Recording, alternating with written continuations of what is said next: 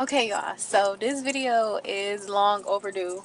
Um, so I didn't put no lashes on because I know I'm gonna cry, but I finally got to a point where I'm ready to open up about my situation and I can like get through it a little bit without crying, but I'm probably gonna cry because I'm a crybaby. So this is a story time on how I went to jail fighting an aggravated murder charge, murder A, murder B, felonious assault. It's just a lot. So, um, April 12th of 2023, it was literally just like a regular day for me. I was off work that day. I was at home, sleep. My mom came home, and this was right after I lived in an apartment and it had flooded and I lost like everything. So me and my mom, me and my daughter, had to move back with my mom. Um, so we were living at my mom's house, and my mom came home one day and she was on the phone. She was talking like real loud, and obviously it woke me up. And she was on the phone with my grandmother, and my grandmother was telling her what was going on with her apartment building. The property manager was like bothering her. She had like followed her out the apartment, and she wanted to go down. My grandmother was on CMHA. She wanted my mom to take her down to CMHA. Um, to discuss the matters and probably try and find like somewhere else to live. I'm not sure. Um, so y'all, that weekend, I was supposed to go to Miami. Like I was planning to go to Miami. So my day, I had a small leak in my tire. So my day was like full of things that I needed to do. I needed to go shopping. I needed to go get my tire fixed. I needed an oil change. Like I just needed a lot. So it was a lot that I had to do that day. So my mom was like, "Do you want to ride with me?" Like, no. Actually, my mom's car was blocked in or something. I don't know what was wrong with her car. But she asked to take my car. And I was like, okay. I said, well, you know what? We could just kill two birds with one stone. And I can go get my tire fixed, go shopping. We take grandma to where she need to go. Boom. All in one. So we get down to the apartment.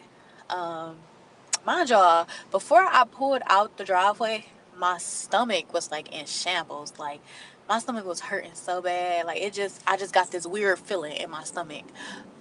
So we got down to my grandmother's apartment. So the apartment building that she lived in is glass doors.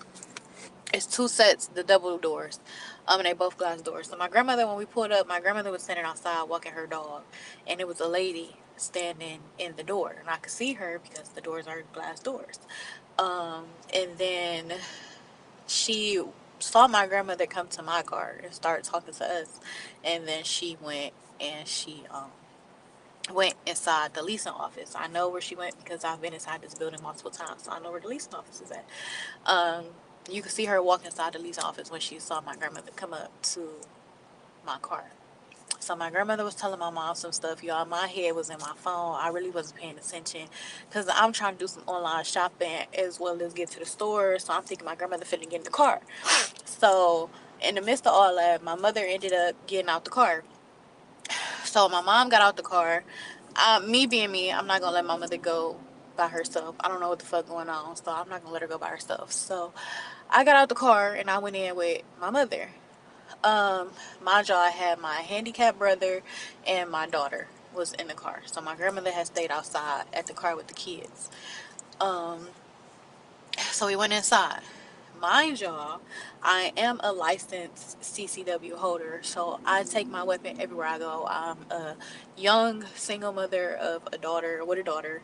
I take my gun everywhere I go. So my gun was on my hip.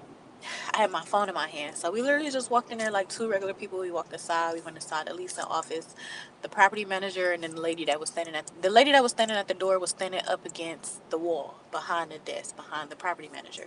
The property manager was sitting in her desk. So the desk is right here. I'm standing behind the desk by the door. My mom is standing at the desk. So my mom, she walked in and she was like, she Diana Hendon mom, and she trying to figure out what's going on. The property manager jumps up out her chair and she started yelling, "You can get the fuck out of my office, and why the fuck are you here?" Just going off. So y'all, mind y'all, I know my mom. So I'm just in my phone, I'm like, it's not gonna be no big, no big fight, no nothing. So I'm like, okay. So I'm in my phone still. I then look up. and I see my mom and the property manager. They're like chest to chest, like they're close.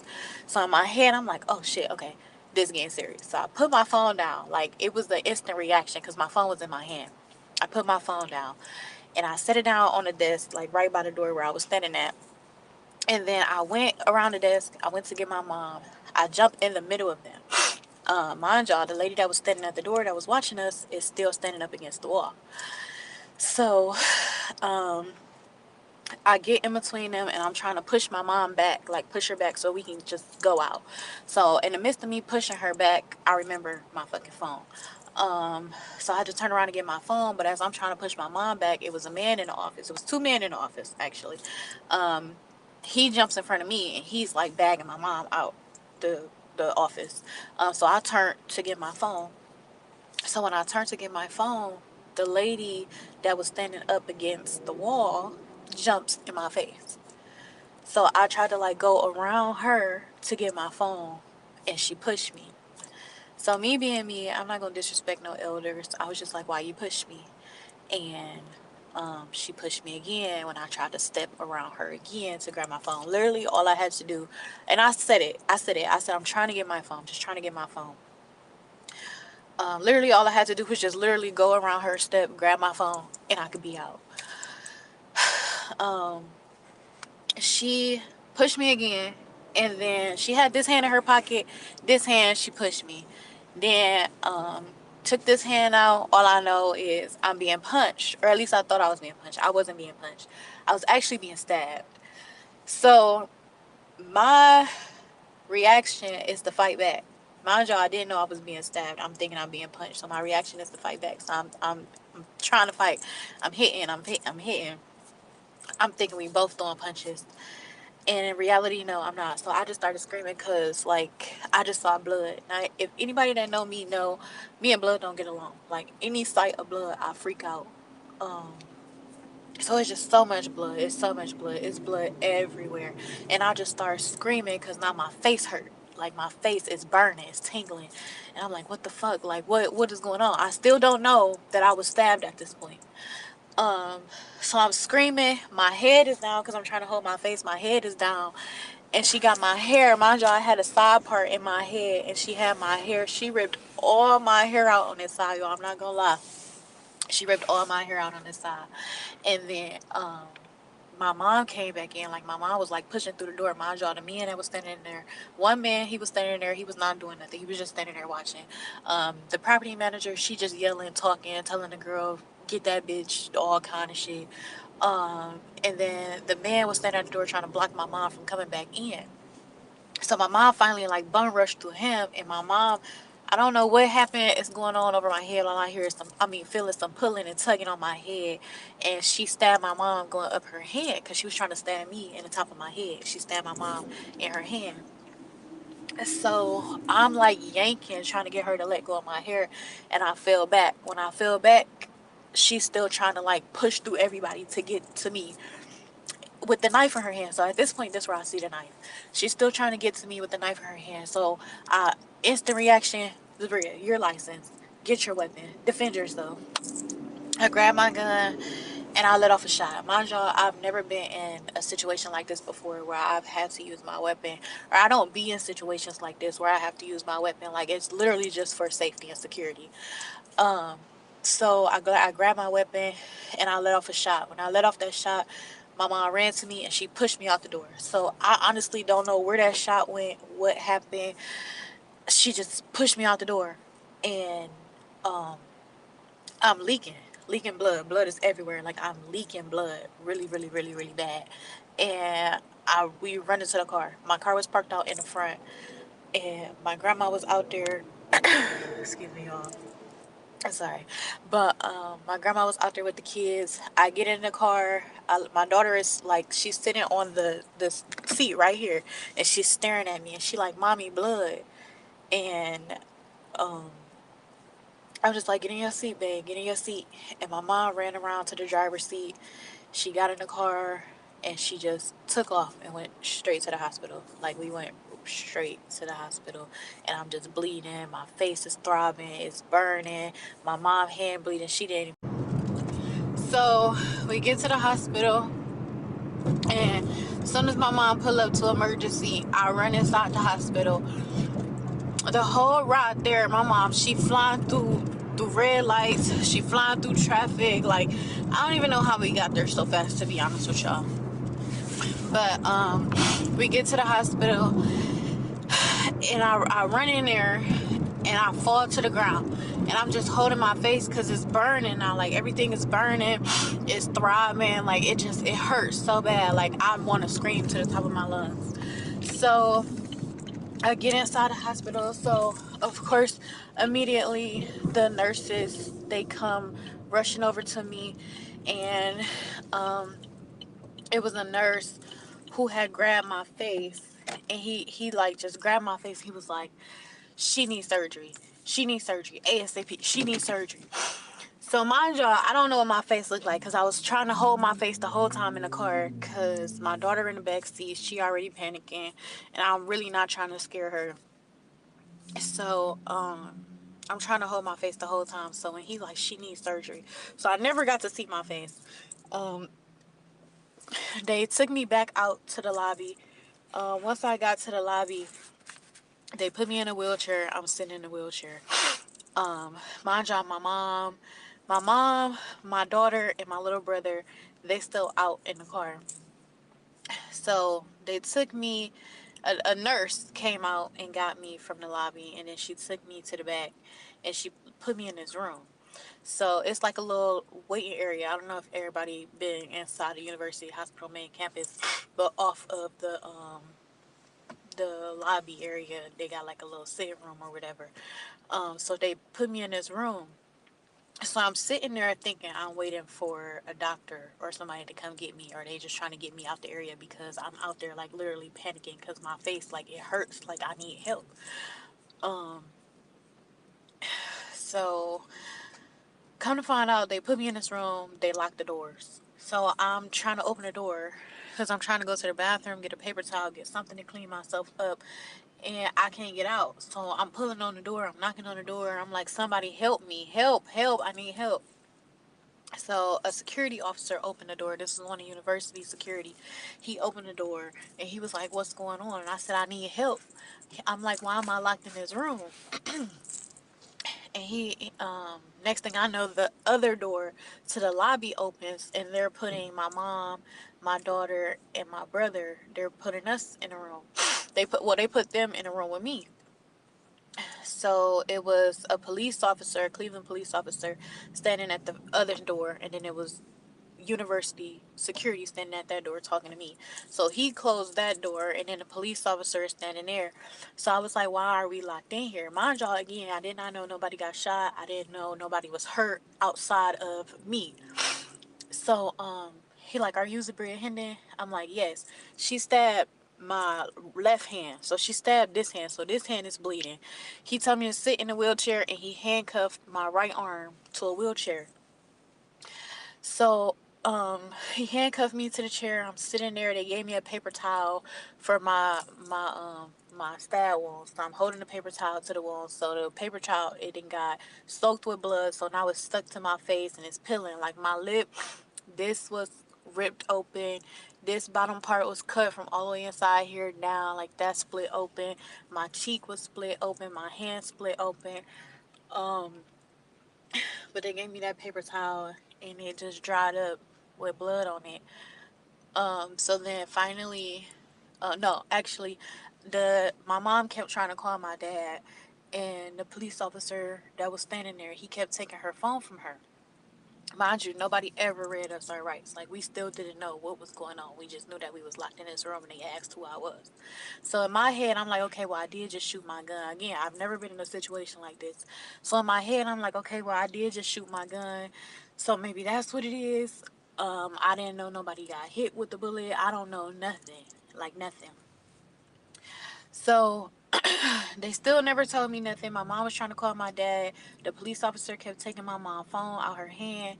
So my mom, like, am I under arrest? He was like, no. She said, so why are you taking my phone? She tried to pick up her phone again, call my dad, and he took her phone from her. So my daughter had her iPad, and she tried to call my dad off her iPad, and he took the iPad from her. So now my mom getting irritated. So at that moment, she was about to get irritated. The doctor came and opened the door, and he took me into surgery. So I had to get reconstructive surgery done on my face. That's how bad she stabbed me. She stabbed me down to my muscle. Sorry, y'all. She stabbed me down to the muscle in my cheek. She stabbed me down to the muscle in my lip, my top lip, my bottom lip, and she stabbed me down to the muscle in my hand. And she stabbed me on my shoulder, but my shoulder.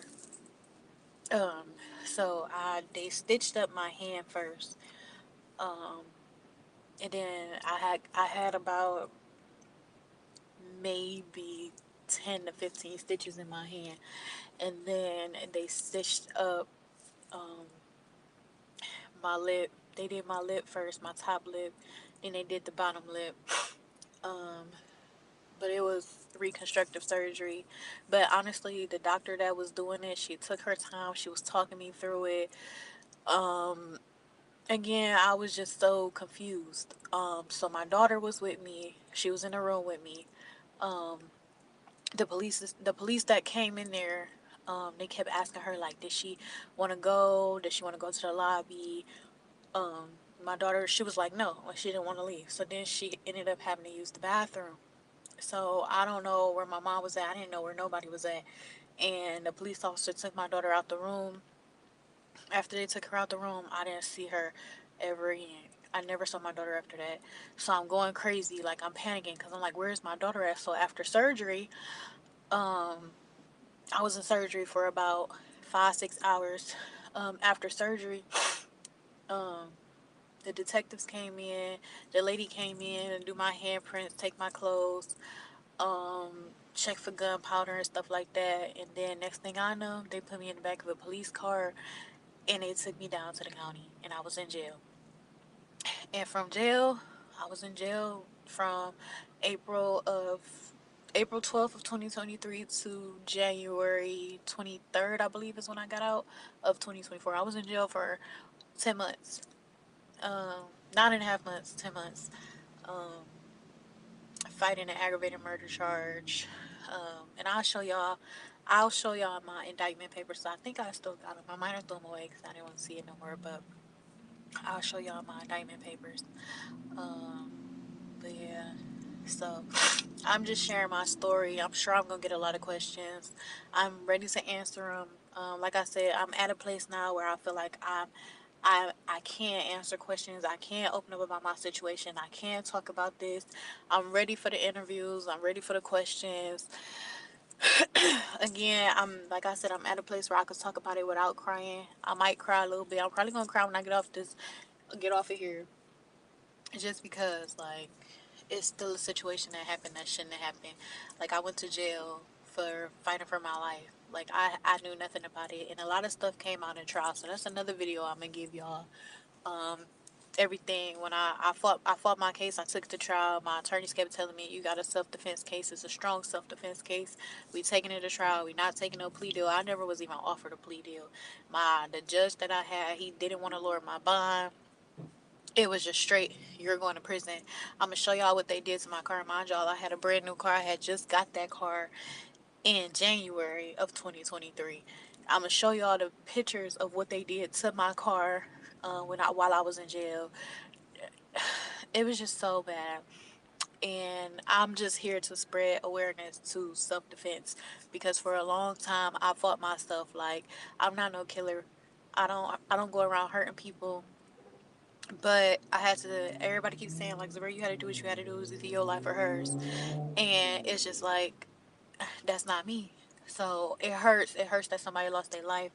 Um, I just yeah, that's not me. So yeah, that's my story. And again, I am gonna come back and give y'all more details about like the trial, my experience in jail, stuff like that. If y'all want to know. But yeah, there's my story. So I'm going to try to respond to all the comments. So I found out she passed away literally a day after me being in jail. Um, I called my boyfriend at the time, and I had told, like, I was on the phone with him, like, but he could barely understand me because my mouth was stitched up, it was swollen, like I could barely talk. But he told me, he like, they saying somebody died. And I was like, they saying somebody died. Like, I was confused because I didn't know nobody. Like, I didn't know anybody was hurt besides me. I didn't even know my mom was hurt. Um, so they was like, he was like, they saying somebody died. So then he was like, they had you on the news, you on the Cleveland Remembers page. And I was like, wait, what? Like, I was so confused. I'm like, I was the one attacked. Like, what is going on? Um, and he was like, no, they said somebody died. So then, that's when I found out that they were saying that it was the property manager who died. So I was really confused, and I was really like, the property manager. I'm like, if I remember correctly, this is what I was saying then.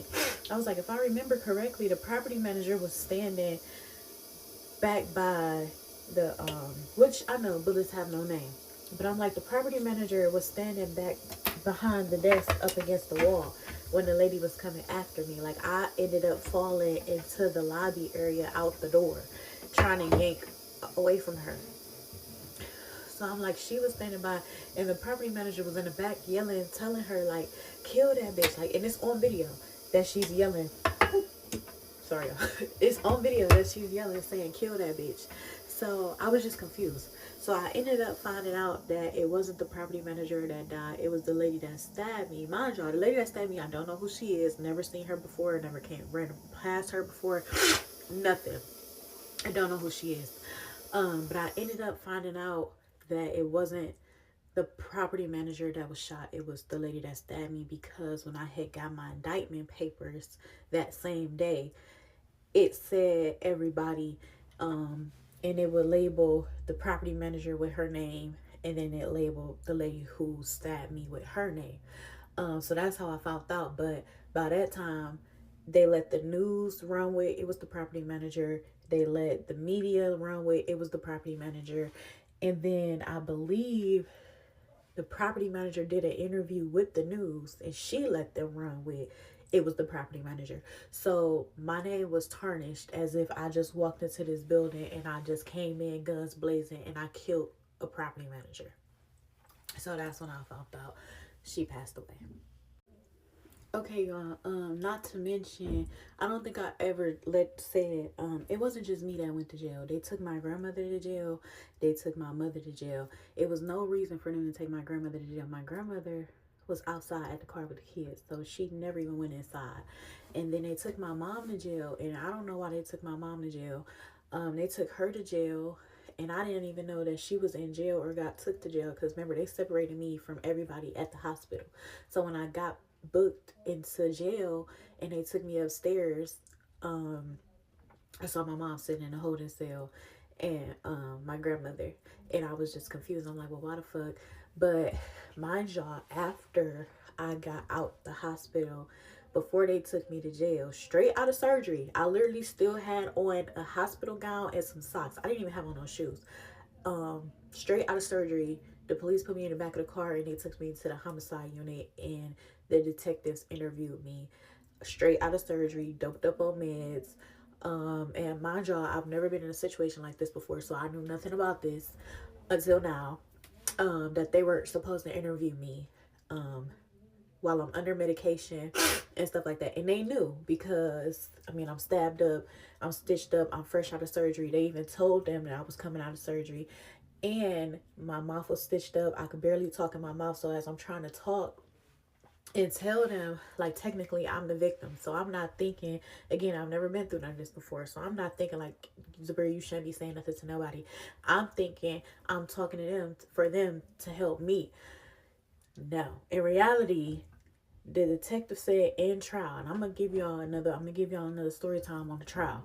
The detective said in trial, he had his suspect, he knew who shot the gun, and he was not worried about what happened to me. So I don't think I ever said that, but I just want to let y'all know that part too. Also, y'all, last thing. Also, the property manager let everybody believe that I ran in here, I had multiple guns, I ran inside the building, and I just started attacking this lady. mind y'all, she never once told nobody that I was stabbed first. She never told nobody that I was stabbed first. She never told nobody that she started yelling and arguing with my mom, and she never told nobody that I was hit first. She just let everybody believe that I ran in this building and that this was all over an eviction. And come to find out during trial, y'all, the evictions that her and the lady that stabbed me put on people's doors were fake evictions, and they were putting people out, and people were moving out on these fake evictions. And it was just a lot that came out during trial, y'all, and I cannot wait to give y'all the video for the trial. What was the breakthrough point? Okay, so I don't know if you're spiritual or not. So to me, Very. I was sitting on my bed one day. So I this was my moment that I took this moment and I got closer to God. Mm-hmm. I wasn't as close to God as I should have been before this situation. Mm-hmm. So people kept asking me like, Bree, why do you think God did this? And I used to be like, honestly, I don't know. All I know is don't ever defend yourself, because if you defend yourself, you're going to jail. Like, that's what I kept saying to everybody that asked me that. Shouldn't be. And they like, Bree, no, it's deeper than that.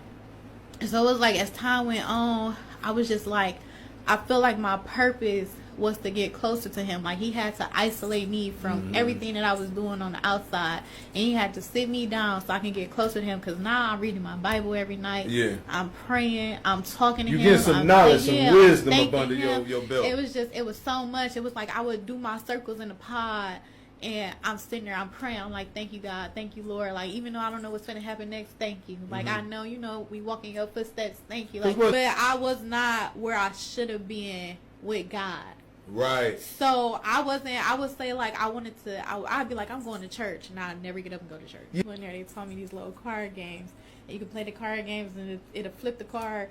And if you flip it, you got 2 tens, then that means you're going home soon. Like, I used to play them games every day. And I kept getting tens. And I'm like, oh, I'm going home. You like every time, you like, I'm going home. But in my head, I'm like, this is just a card game. I don't know how serious this is. But then I was laying there one day, and I was playing the game. But as I'm playing the game, I got my Bible open, and then I got my book that I'm reading open, and something just flew over me, and it was just like a breeze that flew over me, and it instantly made me happy. And I was like, well, I don't know what it was, but I started smiling. I'm jumping on the bed. I didn't made a tent in there. You felt like you just felt comfortable in that peace. Yes, I'm like, something, and I told myself, I said, something good is about to happen to me. And I ended up calling one of my friends, and I told her what happened, and she was like, Bree, you finna come home. One day, I got on the phone with my daughter, and she said, Mommy, God told me, and this is another thing, because my daughter, she knew her prayer. Yeah. She started telling me her prayer every night. And so she was out there praying for you. Yes, like we pray every night, and she learned the Lord's Prayer, and she said it every night. And then one night, right before trial, she said, Mommy, God said you coming home on Monday. I got found not guilty on Tuesday.